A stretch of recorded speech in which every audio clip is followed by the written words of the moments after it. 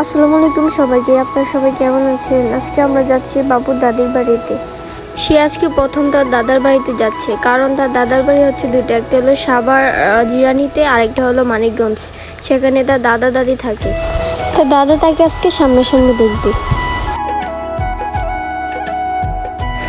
এই জায়গাটার নাম হচ্ছে রাঙামাটি, জিরানি থেকে 6 কিলোমিটার।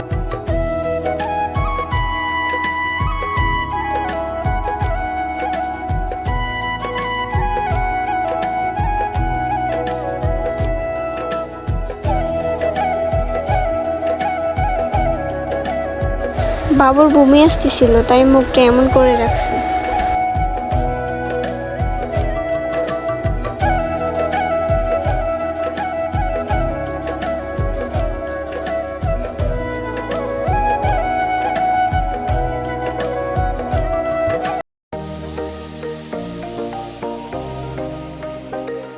কিছুদিন ধরে সে হাত খেতে শিখছে, বারবার খালি মুখে হাত দেয়। হাত সরাই দিলে সে কান্না করে।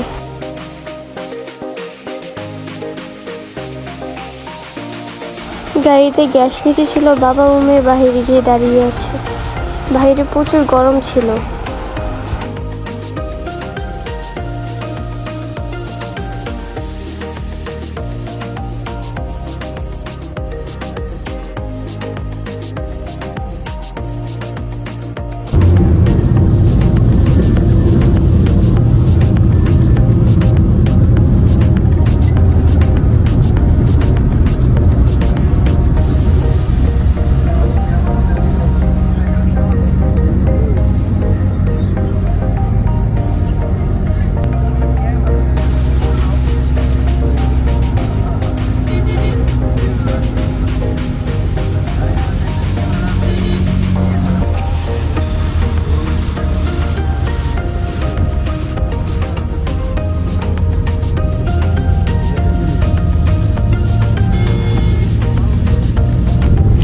আবারও সে হাত খেতেছিল।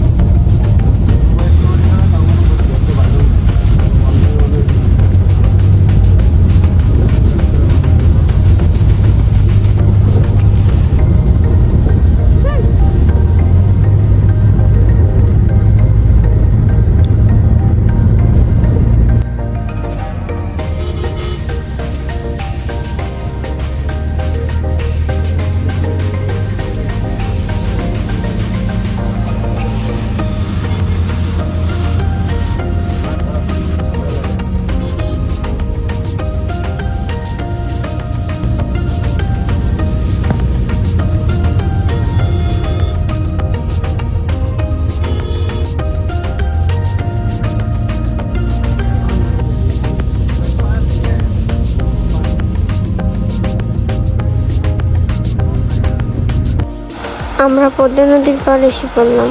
নদীর পানি আগের থেকে বেড়ে গেছে, আগে অনেক কম ছিল। আমি 3 মাস আগে এখান থেকে সাভার গিয়েছিলাম, তখন পানি খুব কম ছিল, এখন অনেক বেড়ে গেছে। প্রচুর পরিমাণ পানি বেড়ে গেছে। প্রচুর পরিমাণ গরম লাগতেছিল, তাই একটু ঘুরে ঘুরে দেখতেছিলাম যে কতখানি পানি বাড়ছে। এদিকে বাবু কান্না করতেছিল গরমে। পরে আমার হাতে ফ্যান ছিল, ওইটা নিয়ে ওর কাছে গেছিলাম।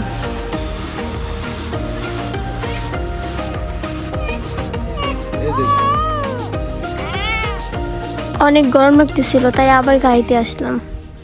তারপর ও কান্না থামছে।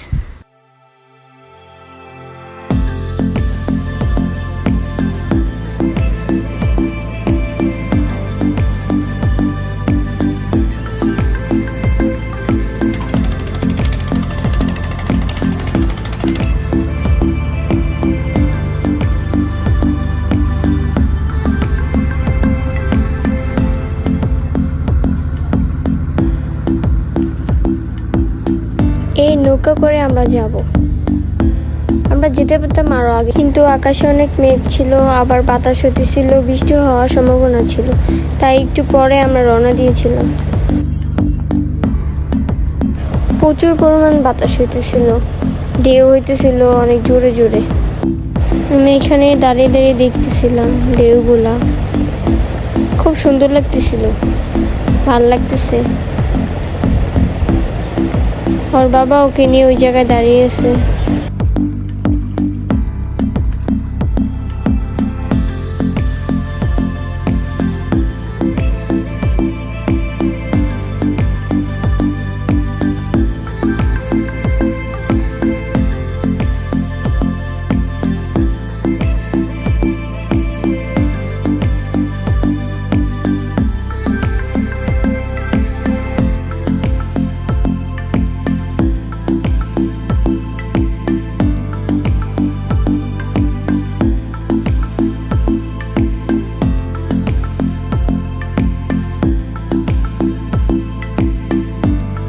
এখন প্রচুর পরিমাণ বাতাস হতেছিল, বাতাসে মনে হতেছিল যে আমাকে উড়িয়ে নিয়ে চলে যাবে, এত বাতাস ছিল।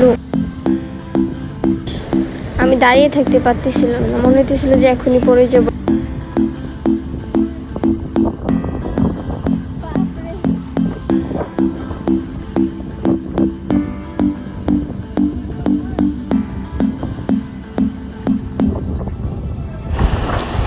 সাগরের মতন ঢেউ হইতেছে, মনে হইতেছে যে আমি কক্সবাজারে আছি।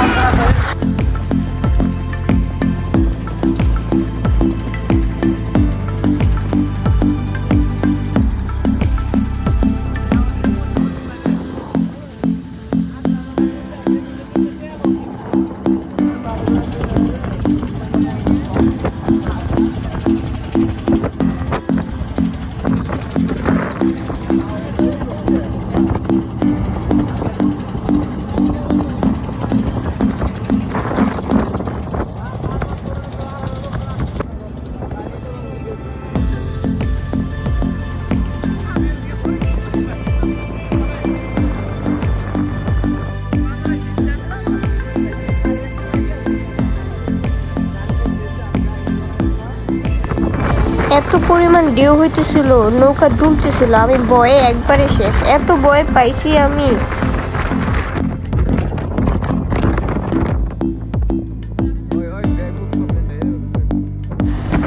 কখনো আমি এমন দেখিনি, এই প্রথম আমি নদীতে এত ঢেউ, নদীর মাঝখানে বৃষ্টি, এত বাতাস।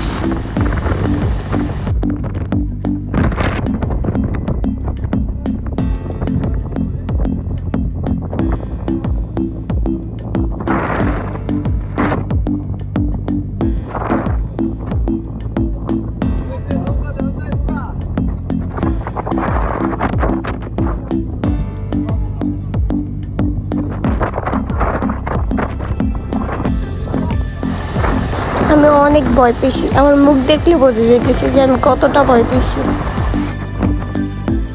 আবারও বৃষ্টি শুরু হয়েছে, তাই সবাই বলে টিনের নিচে চলে গেছে।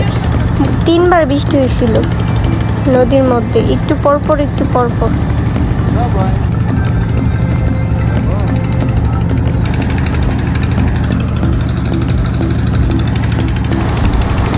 এত ভয় পেয়েছি যে আর ভিডিও বানাতে পারিনি। আল্লাহ হাফেজ, বাই বাই।